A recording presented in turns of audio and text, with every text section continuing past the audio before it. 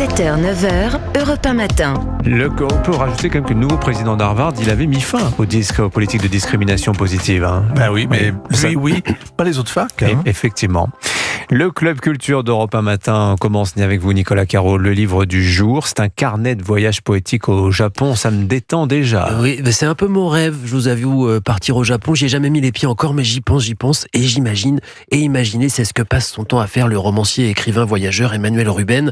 Et là, c'est pas un roman, mais il imagine beaucoup quand même. Ça s'appelle L'usage du Japon chez Stock. Vous savez ce qu'est la pareidolie? C'est reconnaître une forme familière dans un nuage, de la fumée, une tache. Bon, et ben le livre s'ouvre sur de la pareidolie. L'auteur est dans l'avion et il devine les contours de l'archipel japonais à travers le hublot et il reconnaît un dragon cracheur de nuages. Et donc il raconte son voyage au Japon? Oui, mais à sa manière et à vélo. Ça commence en novembre 2023 et j'apprends au 2e chapitre qu'au Japon, novembre est rouge. Les arbres, les érables sont rouges. C'est ce qu'observe Emmanuel Ruben le premier matin face à un temple devant des dévotes qui nettoient les mousses à la pince à épiler et les moines qui ratissent les graviers, ou en intégrant la foule silencieuse du temple d'à côté et ses jardins luxuriants, pontons de pierre, pagodes à 2 étages, cascades fougueuses, hérons hiératiques et écoliers en uniforme qui pique-niquent agenouillés sous les érables en feu.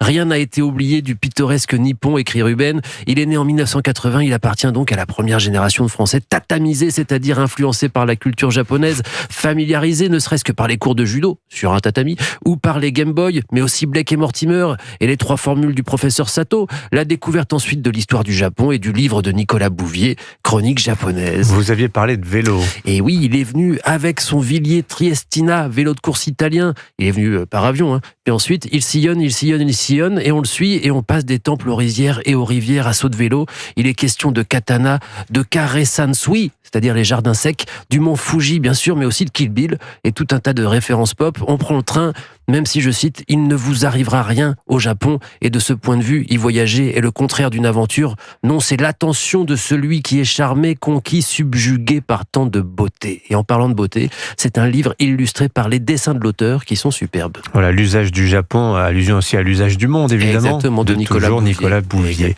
Emmanuel Ruben, donc chez Stock. Ça donne envie, ce livre. Il est très beau, d'ailleurs. Très, très beau, crayonné comme ça.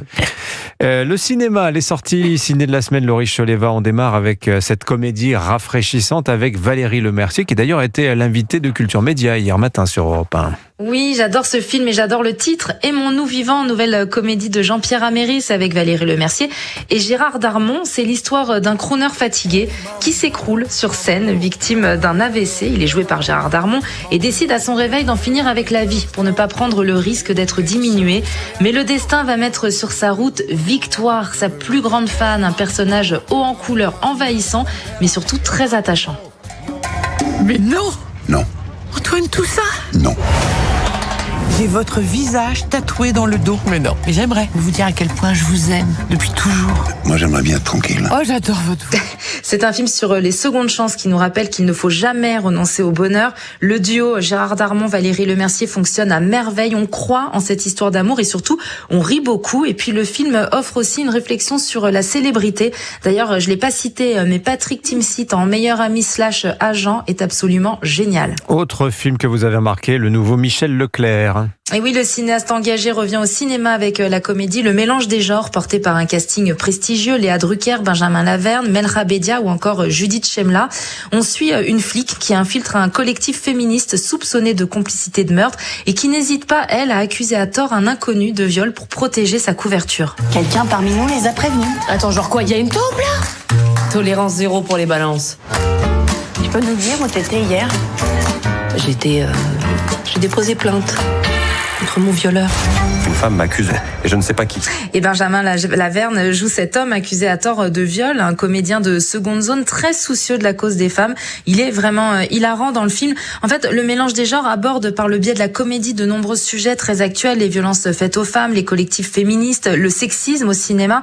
Et personne n'est épargné, mais comme c'est très bien écrit, c'est surtout très drôle.